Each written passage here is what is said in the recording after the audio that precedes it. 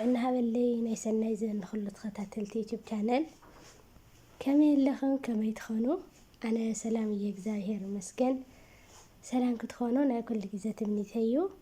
ናብ ቻናለይ ሓደሽቲ ትመፁ ዘለኹም ላይክ ሳብስክራይብ ብምግባር ቤተሰብ ኮንኢኹም ቤተሰብ ዝኾንኩም ድማ ከንቀደምኩም ሃነፃይ ዝኾነ ርእይትኹም ኣይፈለየኒ እናበልክ እየ ክቡራት ኣሕዋተይ ተኸታተልተይ ከምቲ ልሙድ ምህርናይ ብጣዕመናይ ዝበልክዎ ሎማዓንቲ ድማ ብክልተ ኣርእስቲ መፅአኩም ኣለኹ እቲ ቀዳማይ ኣብዚ ኣብ ሰሙን እዚ ኣዝዩ መሕዘኒ ዝኾነ ናይዞም ክልተ ህፃውንቲ ምንም ሓጢያት ዘይተረኸቦም ዝቐተለ ኣቦ ብዛዕባኡ ዘሎ ሓዱሽ ነገር እየ ካልእ ከዓ ኣብ ሶሻል ሚድያ መቸም ሓበሻ ኩሉ እየንዲ ሓበሻ ተተመርዐኻ ወዮ ደገ ወፂኻ ካልእ ሃገር ትኸድካ ወዮ ኩሉ እየ ኢና ንሽተንስቲ ክገልፀልኩም በታ ዝኽኣልክዋ ስኻትን ከዓ ሃነፀይ ዝኾነ ርእይትኹም ሃወኒኹም ተተጋገየ ማለት እዩ ኣብዚ ሰሙን እዚ ብጣዕሚ ኩላትና ደንፂና ይቐንዩ ማርያምን በቃ ኣውሪደ ኣደይበ ሓሲበ ኩሉ ነገር ሲ ይኹን ቪድዮ ንኽትሰርሕ ንኽትሰምዖ ገለ ብጣዕሚ ክብድ ኢልና ይቀንዩ ምክንያቱ ኣብዚ ኣብ ካናዳ ዘጋጠመ ሰብ ሓዳር ኮይኖም ኣጋጣሚ ብሓደ ላነብሩ ካብኡ ከዓ ድሓር ከዓ ዘይምስምማዕ ተፈላለዮም ዝነበሩ ሰብኣይን ሰበይትን እቲ ሰብኣይ ወይ ድማ ንደቁ ቀቲሉ ንኽልተ ደቁ ክበሃሉ ከሎ እዞም ቆልዑ ከዓ ዓበይቲ ተዝኾኑ ኣቢሶም ተጋጊዮም ከይቲ ምኽንያት እምበር ውልድካ ኣይቅተልን ይኾነ ውልድካ ክቕተል ውልድካ ቆልዓ ሒልካ ክትጥምቶ እኳ ክንደይ ናይ ምዃኑ ማንኛው ኣብ ወለድና ላረኣናዮ ዓብና ንኸውና ብሓቂ ሕማቕ ነገር ንሰርሕ ኢና ለይንሰርሕ ኮይንና ይኾንና ዘይምፍላጥ ግን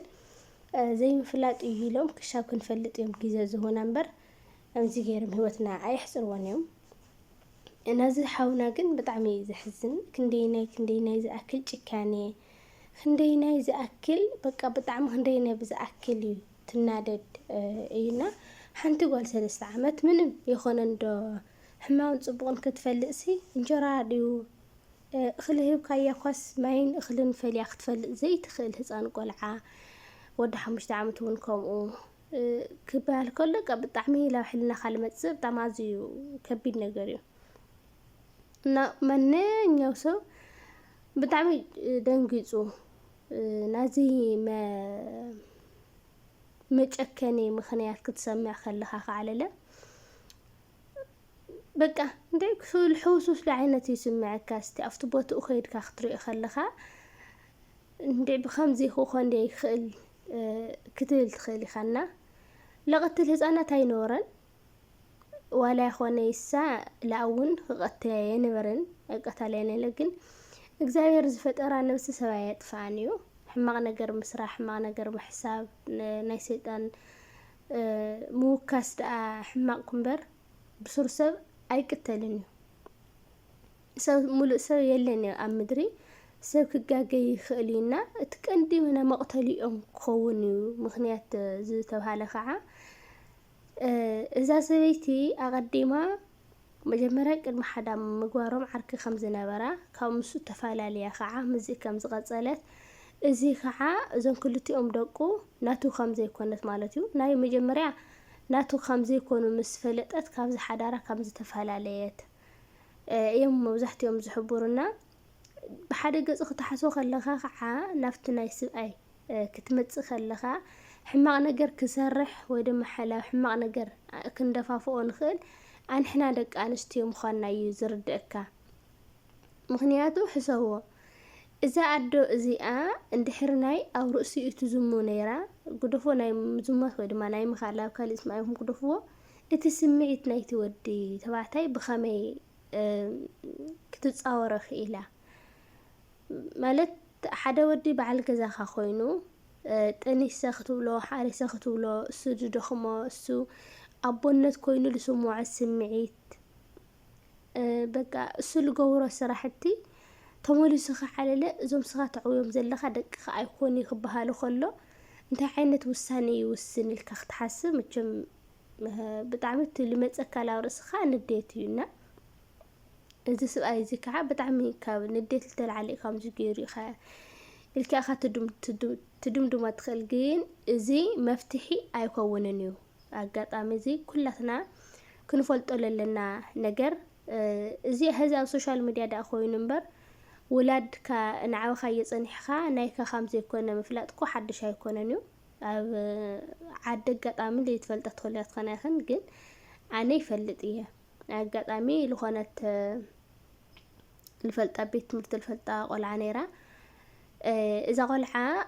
مسدوة تعبي بقى أكل متن مليا مالش نمرعى بزحان نمرعى مليا قلة أو زبا خو مرعي كيف لالو واسخد على مرعيا سخاس أبو يكون كان لخالياتو مالتي زادة كاو ولمتى أبو إليكم كله أبو أصل لكم كنديز كل ملء عدمي عبيه يعني هو خلاص أبو أسخا خون كاي أبو أخالي قليلا تسجنك أتلا ولا يخصص سوا لا حق مالتي مسخاس سخعة تدي أنت مرمرة دي أن مستمرمرت أبو خي زيو تفيلا أبو أمس أيرت الله ويدما أفتبت حق مسرت مسك أيرت تاسبيتي لو تسوي كحساخم زهاوتو يعني زفلت كوخا 5 أسرت زفلت امبر مقتلتي يلنيو ناتنا جن أنا هنا يلي مالتكن يخوني قالينا إذا نجر زي جيجا خلقا خليو جن إتو ولاد بتعمي كبيسن أمر أيلو صحة تاولع بتعمي كبيسن أمر أيلو صحة واشم نابو على تطوعت اللي نيرة ليلة مليسة خالي بنا خالي سكتسوع خلا كان نجرش وعلى تسوي دمبربري لولا مني على عينتي ولا السالة بتعمل كبير سنة بقروا سلة الفلتة بتعمل كبير سنة لبونا يحديرنا ما نيجي سوا لا المرعاز خا ولا عرفت خا ولا كل نجري اللي بشات الكامزي نحرنا تفلت كون كاسكو خلاص أنا هونكم متجاجد ديك جيجا خامنا ورتي الك تشوفنا تخريها بتحسس فجنا لي برتع خاجن بزح تزعني يزلونا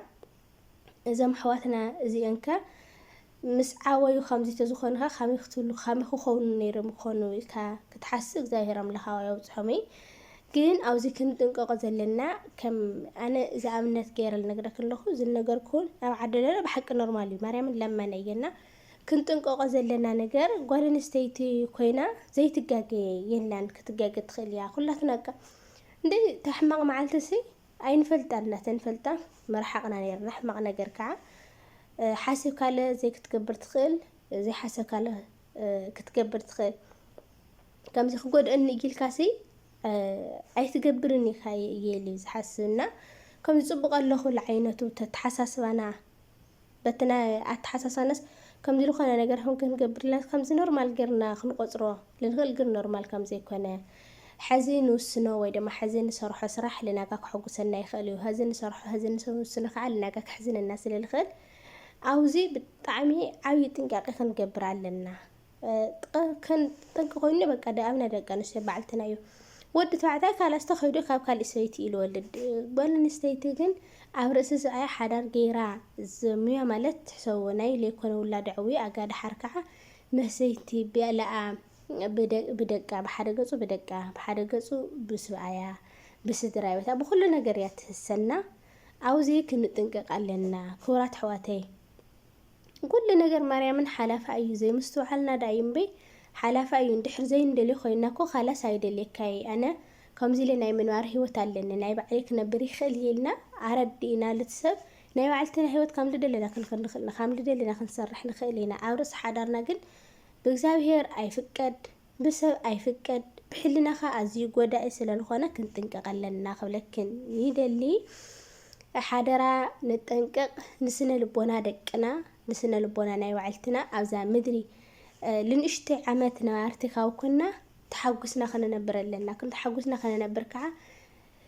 كل نجار كاب بعلتنا التحساسنا كاب بعلتنا أجابرنا صبوا نجار جرنا خنا عبي كن كيد علنا صبوا نجار لحلنا والبعلخا مجلس للخوانة مالتي كاو حليف زخال عير استقعا عزيز لتريوجاز لهم أم حريتيا تمرعية مالتي تمرعية ቆርዋን ተመርዕያና ቻይና ተመርዕዋ ዘለና ምዝተዘጋጢሙ ዘለና ሓደ ሓበሻ አቦ ቀቲሉ ብዝበል በቃ ንሕና ደኣ ከምዚ ጌርና ሕማቅና ገርና ከዝኻትላው ተኸላኸም ፍርቀን ከዓ በቃ ይትኺዳ ንሕና ባዕልትና ንኾነ ክና ብዙሕ ነገር ላ ተዛረበ በቃ ይጎኦም ይፃረፉ ጎኦም የድንኦ ደቂ ኣንስትዮ ዘይተረፈይና ሃምን ከምኡለን ግን ኣነ ኳዕ ተመርዒት እንኳዕ ዘይተመርዒት ኣየሊ ምክንያቱ ሓደ ሰብ ኣብ ድልየቱ ናይ ምግባር ሙሉእ መሰል ኣለዎ ኢለ ዝሓስብ ማይ ትኩስ ክሕፀብ ይኽእል እዩ ማይ ዝሕል ክሕፀብ ይኽእል እዩ ላብ ልደልየ ነገር ክኸድ ይኽእል እዩ ኢለ ይሓስብ ሓደ ነገር ኣብዚ ክቃወሞ ዘለኒ ግን ንኣብነት ብሓጢያት ዝኸውን ነይሩ ብኣዝዩ ሕማቕ ዝኾነ ነገር ወይ ድማ ላብ ፅቡቕ ነገር ዘየምርሕ ተዝኸውን ነይሩ ምተቃወምክዎ ነይረ እዛ ሓንቲ ሓፍትና ግን ተሸፋፊና ከምተን ኣዴታታ ብቁርባን እያ ተመርዕያ ዘላ ብቁርባን ከዓ ብሕጊ እግዚኣብሔር እውን ኣይክልክልን እዩ ሓደ ምስ ልዘርኢ ባዕልኻ ቋንቋኻ ትፈልጦ ቋንቋኻ ይፈልጠካ መንነትካ ትፈልጦ መንነትካ ይፈልጠካ ኣተዓባብያኻ ይፈልጦ ኣተዓባብያ ናትካ ትፈልጦ ባህርያትካ ሰሳትካ ተተሓዝ ማለት ዳ እምበይ እስኻ ወዲ ካሊእ ሃገር ኢኻ እስኻ ወዲ ካሊእ ሃገር ክትምርዒ ይብልክንሊ ሕጊ እግዚኣብሔር ኣይክልክልን እቲ ቀንዲ ከዓ በቲ ናይ እግዚኣብሔር ፈቃድ ብቤተ ክርስቲያን ስለዝኾነ ከዓ ደስ ይብል ወዲ ቋንቋኻ ከመኻ ክርስቲያን ክኸውን ከሎ ምንም ችግር ለለኒ ኮነ ኣነ ብናተይ ሓሳብ እዩ ብናይ ካትም ሓሳብ ከም ባዕልኹም ከም ኣነ ትግራዋይት መጠን ማርያምን ኣነ ዘረና በረስ የደልኒ ትግራዋይ ለትግራዋይ ክምርዒ ኣለዎ እንድሕር ኢለን እንድሕር ምርጭ እንድሕር ታጓለ ለሰይቲ መሪፃት ተኾይና ነብር እየ እንድሕር ኢላ ግን ናይ ምንባር ወይ ድማ ናይ ምምራፅ መሰላ ሕልው እዩ ስለዚ እስኻትን ከምቱ ድልየታት ናትክን